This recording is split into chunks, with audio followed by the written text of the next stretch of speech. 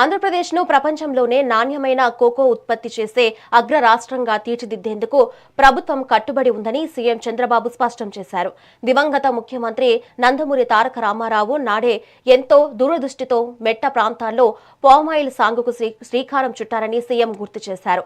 ఎన్టీఆర్ ఆ దూరదృష్టిని సంకల్పాన్ని స్ఫూర్తిగా తీసుకుని ప్రస్తుత కూటమి ప్రభుత్వం రాష్ట్రంలో కోకో సాగును మరింత ముందుకు తీసుకెళ్తుందని, తద్వారా రైతులకు ఆర్థికాభివృద్ధి చేకూరుతుందని సీఎం చంద్రబాబు వెల్లడించారు.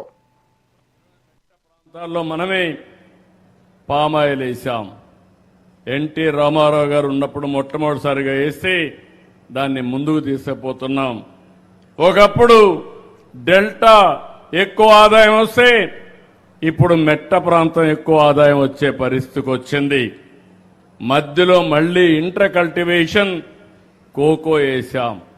ఈరోజు నేను గర్వపడుతున్నా, ప్రపంచానికి కోకో ఉత్పత్తి చేసే రాష్ట్రంగా ఆంధ్రప్రదేశ్ రాష్ట్రం తయారవుతా ఉంది.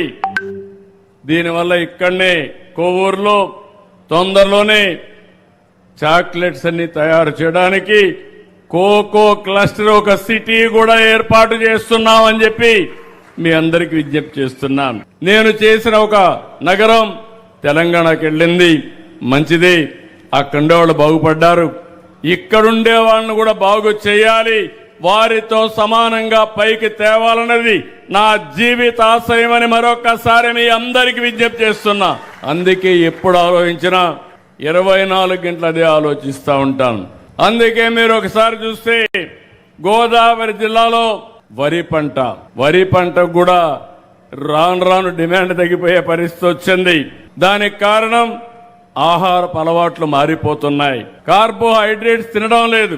ప్రతి ఒక్కరూ ఈరోజు ప్రోటీన్ తినే పరిస్థితికి వచ్చారు. ఇక్కడ పండే వరికి ధాన్యానికి ధర తగ్గే పరిస్థితి వస్తా ఉంది. మనం పండించిన చేపలకు ధర పెరిగే పరిస్థితి వచ్చింది. కానీ ఈ మధ్య కాలంలో యుద్ధ ప్రభావం వల్ల కొంతవరకు ఇబ్బందులు కూడా వచ్చాయి.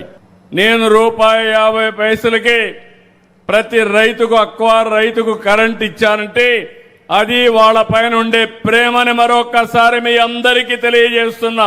ఈ రోజు రాష్ట్రంలో జరిగేది మీరు చూస్తే ఎక్కడా సమస్యలు లేవు. వీళ్ళకి ఏమీ చెప్పలేరు, విమర్శించలేరు. దీనికోసం కులాల మధ్య మతాల మధ్య చిచ్చు పెట్టే పరిస్థితికి వస్తున్నారు.